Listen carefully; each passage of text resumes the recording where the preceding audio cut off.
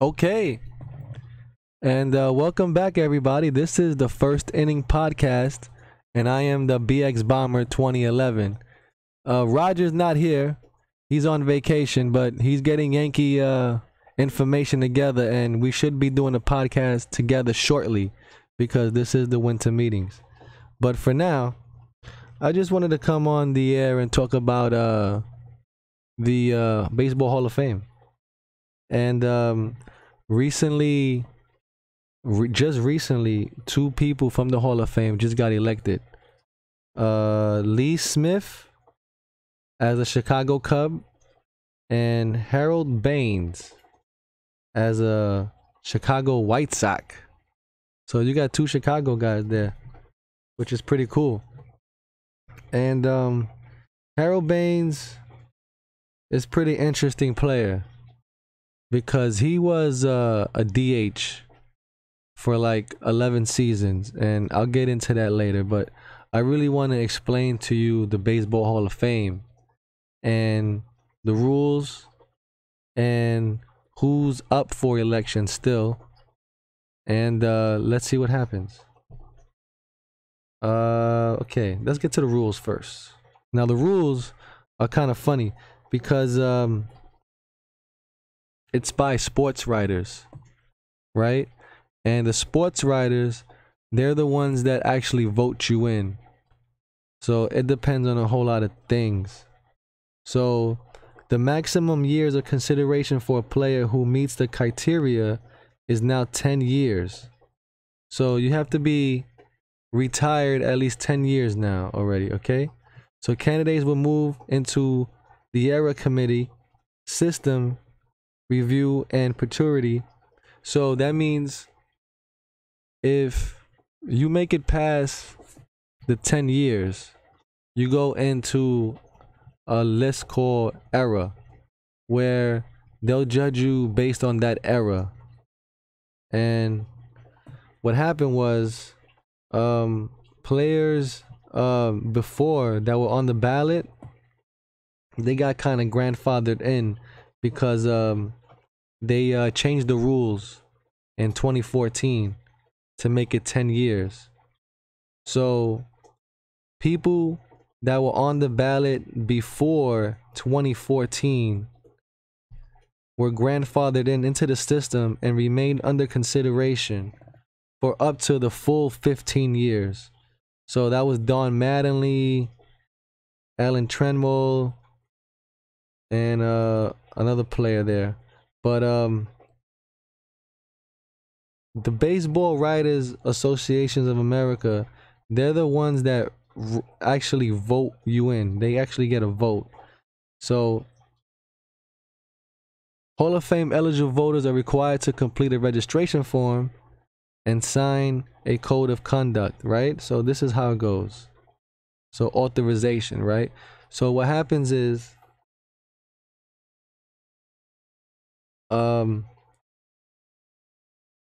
electors, right? They send them a ballot in the mail. What it is that electors, they call them writers, but they call them electors, right? They have to be active baseball writers for at least 10 years to be eligible to vote. Okay, so you have to be on a payroll for a baseball team somewhere for 10 years to be eligible for, to vote. And must be active with the baseball writers, members of the association for a period of 10 years. So they must be working for 10 years and also part of the association for 10 years. Okay? Eligible candidates. So how do you get the requirements to become a Hall of Fame player?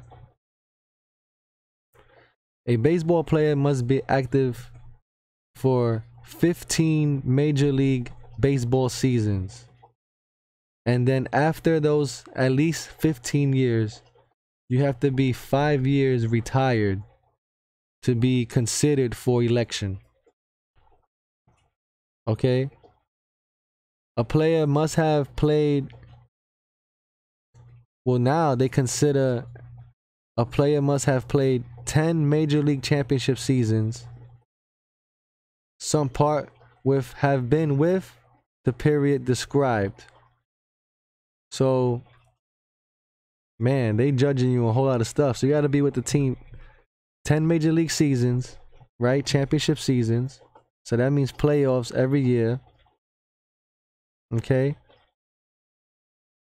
Now, another way to get elected in is in case let's say if a day well, nobody wants to see a player die or whatever, but if a player does die before his eligibility, they'll grant him an election held at least 6 months after the date of death to end the 5-year period. So like Roy Halladay right now, he died last year, but it was after the Hall of Fame, I believe, in the winter. So he's actually eligible right now for a Hall of Fame vote, and he actually has like 75% of the vote to get elected in. So you might see Roy Halladay in the Baseball Hall of Fame as well, but I'll get into that later and tell you who's in it.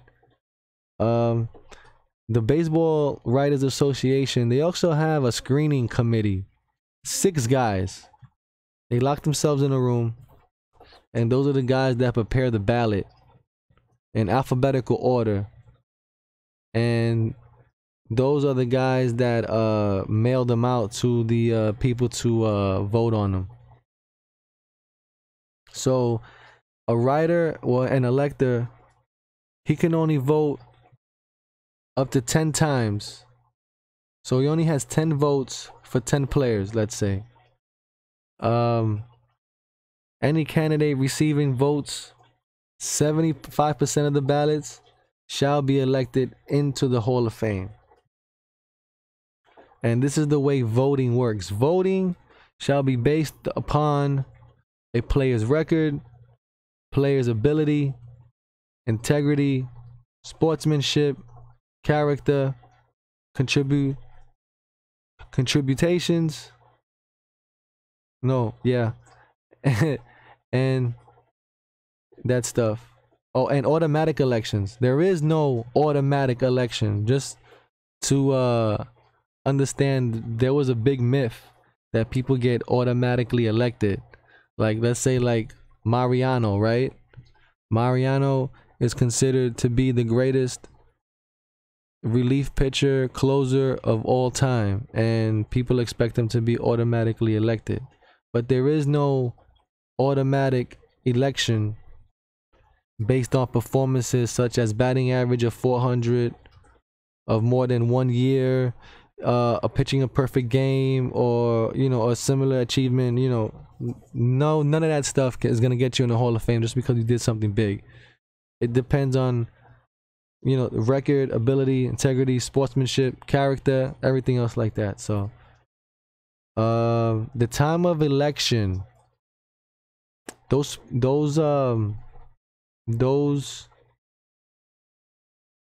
screening committee guys, those are the guys that are authorized to date and mail ballots to each elected during the later part of November.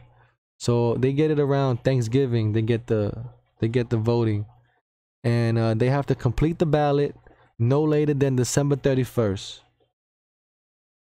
And that's when it has to be calculated in, before 31st. So it has on to January. And I think it's around Martin Luther King Day, they say the rest of the people. And then when they get the results, the Baseball Writers Association, they tally up the votes, they give it to the National Baseball Hall of Fame, and then the National Baseball Hall of Fame gives it over to the commissioner, and they release the results to the public, right? So that's the way that works. Okay, those are the rules. So now let's talk about who's trying to get into the Hall of Fame, who's on the ballot, right? So I'm gonna name you, let's see, right now there's 35 players, 1 owner, which is George Steinbrenner, and he should get in on the first try as well. So let's see what happens with that. But you got let's see. Let's go by who's been there the longest. Edgar Martinez, 10th year. Fred McGriff, 10th year. Larry Walker, 9th year. Roger Clemens is on his 7th. Barry Bonds, Kurt Schilling, Mike Mussina, Jeff Kent. You got let's see, Billy Wagner, Scott Rowland, Sammy Sosa, Andrew Jones, Mariano Rivera, Roy Halladay, Todd Helton, Andy Pennant, Lance Berkman, Roy Oswalt, Miguel Tejada, who's a good guy, Palagdito Polanco, Kevin Youkilis, oh man, haven't heard that in a while, Derek Lowe, Freddie Garcia, Vernon Wells, Ted Lilly, Travis Hafner, Jason Bay, Michael Young, John Garland, Darren Oliver, Juan Pierre, and Rick Enkel. So those are all the guys right there. And who am I? Oh, Omar Vizquel was the guy I was missing. So you got a lot of players that getting a lot of votes. Well, as of Baseball Reference, Edgar Martinez is in first place with 70% of the votes. Mike Mussina is in second. And you got other guys that are way down there. But I'm going to see the other ballot, which is, let's see here. Now, this is the Baseball Hall of Fame tracker by the Hall of Fame.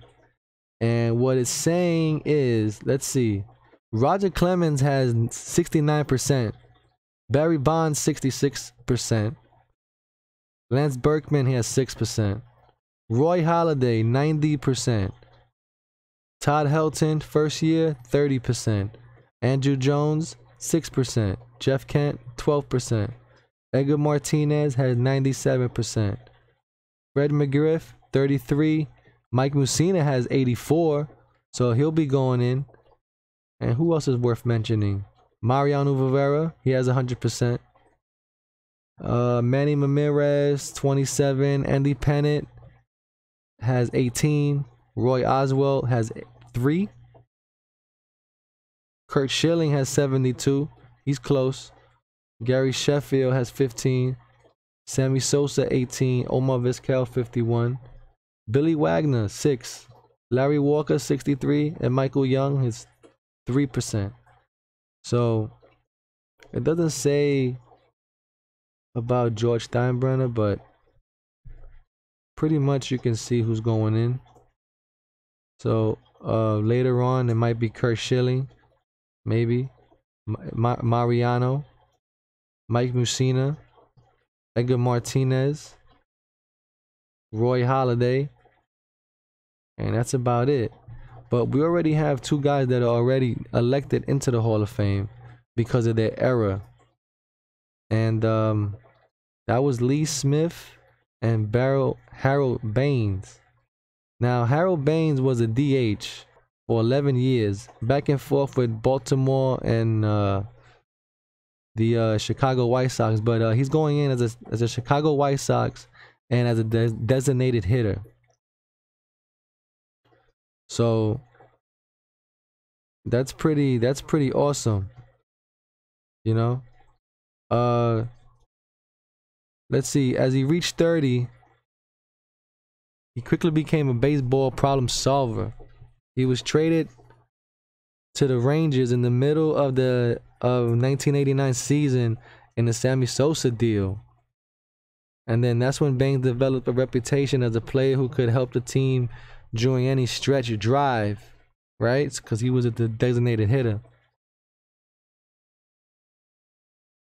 So as a DH, he made as a DH, he made 1,643 games as a DH out of 2,080 and 800 games out of his whole career.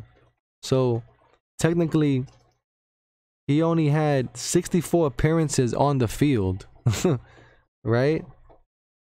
And all he did was hit his whole entire career, which is incredible. So from 1989 all the way to 2001, he was a DH, right? He actually won. Let's see, the final total. He almost had 3,000 hits. He has 2,866 hits. He hit 1,628 RBIs and 384 home runs. And a 289 batting average. And he went to 6 All-Star games. I mean, he wasn't, pretty hell of a guy. He was, in that era, in the 90s, he was pretty dangerous. You know, I remember that. He was always dangerous. He would always pop a home run if you let him, you know? So, then the other guy is Lee Smith. Now, Lee Smith is the guy you need to kind of research, because Lee Smith is the guy, the bullpen, let's say the reliever like Mariano Rivera, he was chasing him to break his record. Because Lee Smith had the all-time saves record until 2006. Trevor Hoffman broke his record in 2006. Okay, so this is, you know, a pretty good guy to have in. I remember Harold Baines. He was on that team when Armando Benitez and they threw at Tino Martinez. He was there for that. I don't know if anybody remember that, but this guy was the guy. He was 6'6", 225-pound right-hander, blazing fastball, and he debuted with the Cubs in 1982. A story about him is he actually did very bad and poorly, and he went down to Puerto Rico in the winter leagues, and that's when his career took off. Unbelievable. And that was in the 1987 season with the Cubs. And that's when they traded him to the Red Sox for Al Nipper. Then there, he saved 54 games in 2 seasons. And he got traded to St. Louis in 1990. And that's when he got, in 1990, he got 47 saves. In 92, he got 43 saves. And he kept the saves going. Oh, yeah, and then there was the baseball strike. And he also led the majors in saves with 33 during the strike, shortened in 1994. So he ended his career with 478 saves, which was released by Montreal in 1997. That was his last year. So he held the all-time saves record for 13 years before Trevor Hoffman broke it in 2006. Wait a minute, we got a call. Hello? Hey, BX Bomber, how are you doing? Roger calling. All right, man, you on the air, man. I'm actually doing a podcast now. Perfect timing. Oh, wow. Okay, holy cow. Well, things are going pretty I was actually talking about the Baseball Hall of Fame. Oh, okay, excellent. I'm glad I checked in. I can't stay on too long because I'm in the middle of helping my family member with some things. But I just wanted to check in and say that I heard some of the reports that are just rumors right now, pretty much rumors right now about about the Mets and Marlins and the Yankees possibly making a three-way deal. Yeah, what's going on with that? Because I hear like Noah Syndergaard, but I don't know what's the trade. Right, it is something along the lines of the Yankees being willing to give up And Duhar, yeah. and the Mets would receive Real Muto back from the Marlins, and some prospects would go back and forth, and it would be a three-way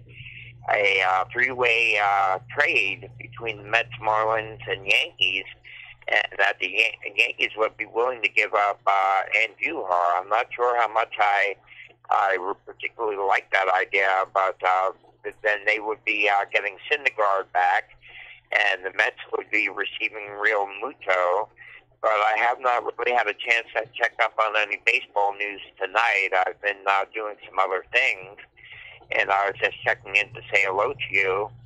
And I'll keep in contact with it as to with what's going on. I'll check in on it. But as of right now, it's just in the talking stage. Right. But there are hot rumors. You know, I really value Andujar. I really value him, and I'm not sure if I want to see him traded. But what if that trade happens and they sign Machado?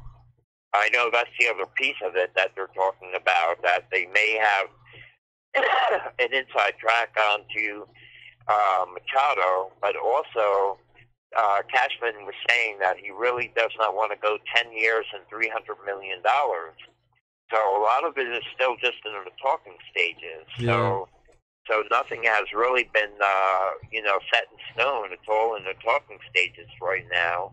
And I'll have to monitor it a little bit more closely. But those are the latest rumors going on now, that they would be willing to trade Andujar if they were getting. Yeah, let's see what happens, man. I don't know, man. I don't know. It would be a great thing to get Noah Syndergaard, though. Yeah, so that would help their pitching rotation for sure. It certainly would help their rotation, and it would really finalize their rotation, I would think, with the addition of James Paxton and Noah Syndergaard. But, I hate to give up Andujar. Andujar is such a good player. But then they might have the inside track, as I was saying, on Manny Machado. Yeah. We have to fill in that shortstop for half the year anyway, because Didi Gregorius is going to be out for half of next season, this coming season, with the Tommy John surgery. Yeah, that's the thing. So they have to play their cards right, man. I don't know. Then you have two holes there, kind of. Right. That you gotta make up in a way. Right, and I know the Hall of Fame that you're doing. I know Harold Baines is getting in. Harold Baines. Yeah, I was just talking about him. Yeah, he was a very strong player for many years, and that's a good election. Yeah, he played 11 years as a DH. I know. That's crazy, man. He was saying that the Hall of Fame valued DHs that much, but he was surprised. And from what I understand, he was very emotional about getting in. Is he the first DH in the Hall of Fame? He may be, really. I mean, he may be. There could have been some players that played DH towards the end of their careers, but he is the one that did it at a substantial level, is the way I'm seeing it. But that is something for sure. And as of right now, the rumors are going to the Mets, and possibly Syndergaard going back to the Yankees, and Duhar going to the Mets. So we'll have to keep track of that and see what possibly may be taking place. Yeah, we'll probably find out something tomorrow, or maybe tonight. To see how it all goes. Yeah. And Brian Cashman, since I'm on right now, Cashman is really downplaying the idea of having Bryce Harper. He said no. Yeah, I heard. He said no. He said that there's too much room in the outfield, and there's no chance he'll play first.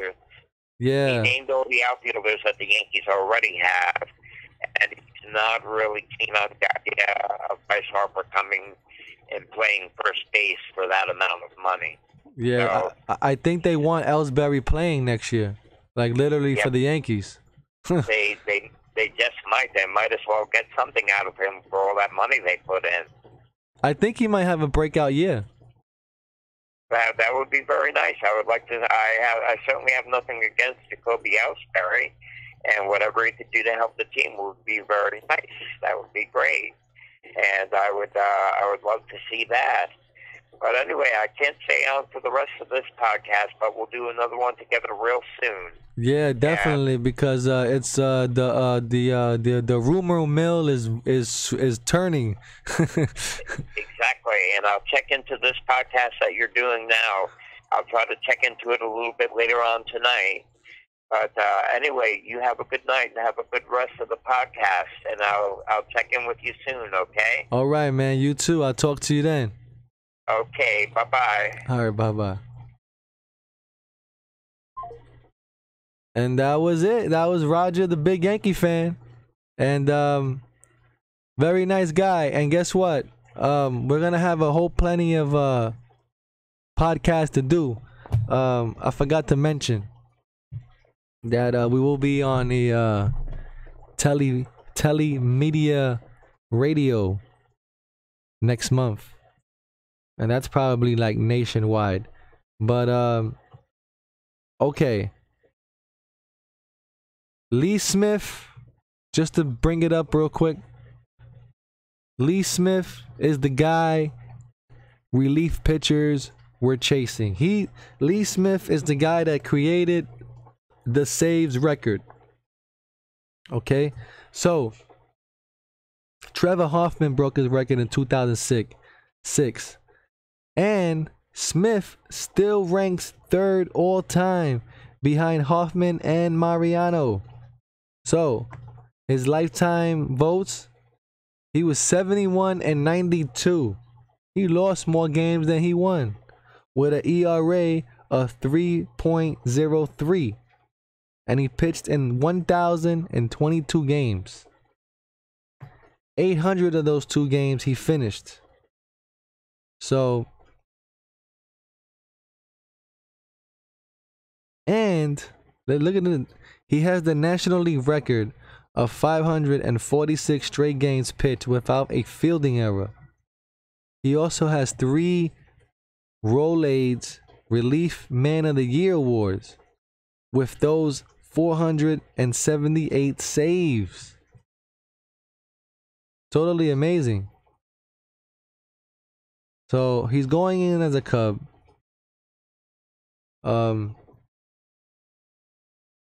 I think he actually hit a home run. This guy. Or I could be mistaken. But or he has a hit. But let's see. He played for the Cubs. He played for the Red Sox. He played for the Cardinals. He played for the Yankees 1 year. He played for Baltimore. He played for the Angels. He played for the Reds. And he played for the Expos. Okay? So,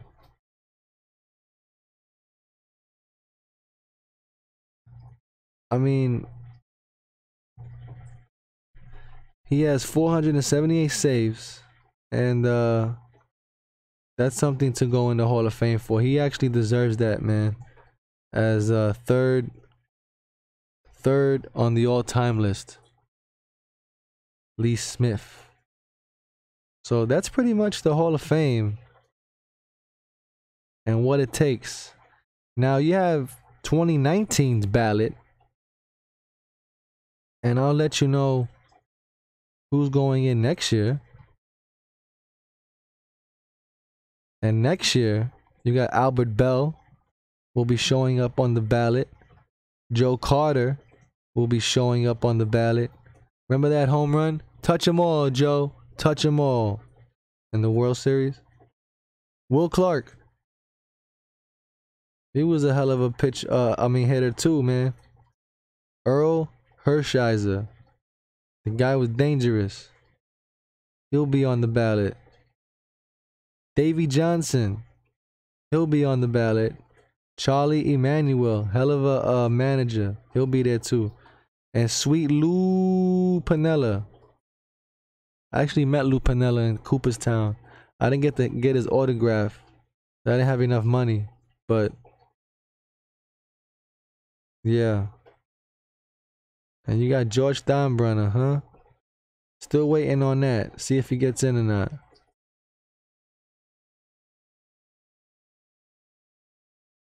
So yeah, the Hall of Fame. You actually, if you haven't ever been to the Hall of Fame, you should actually take a trip there. The ride, the ride there is unbelievable. You go through these towns with horses. Like, I know the route like the back of my hand to the Cooperstown on what it looks like. And let me tell you, if you don't have a GPS or if you don't have the directions written down, you will get lost. Oh man, terribly too. Because those roads don't turn around for miles. So, one hit is when you go to Cooperstown, if you're gonna write down the the route, make sure you put the miles. That's number one. Make sure you put the miles there. So when you write the directions on the paper, make sure you write how many miles to the next exit. Because let me tell you, it could feel forever and there's no signs and nothing out there. Cooperstown, you gotta go there like super early. You go there super early, beat everybody, all the traffic. They got a great, me and my dad, there's a great little diner there. Not a diner, but it's like a little place to get breakfast. Buy breakfast there. It's very good. Coffee, the whole nine, donuts, fruit, the works. And then what you do is, once you do that, you wait for the Hall of Fame to open up. And you get into the Hall of Fame before anybody else does, and you pretty much have it to yourself. And by the time you see everything, it's pretty much packed by the time you get out. And as well, when you do go to the Hall of Fame, bring a lot of money with you. Bring as much money as you can, actually, because an autograph will go from $40 to $100. Let's say 120, because I paid 120 for Ricky Henderson, and I got to take a picture with him and everything. That was cool. And man, yeah, I think Reggie Jackson too was $120. No, $130. And I got him to sign the Reggie Jackson bobblehead that was limited edition at Yankee Stadium that year. So that's cool. Basically, you have to go Hall of Fame weekend when they have the introductions. That's when you go, and they got everybody up there. That's when you meet all the legends. They're right on the sidewalk, basically, and you just you just pay, you get a ticket, and you just walk straight up to him, and he signs your bow, and you could talk to him, say things to him, take a picture with him.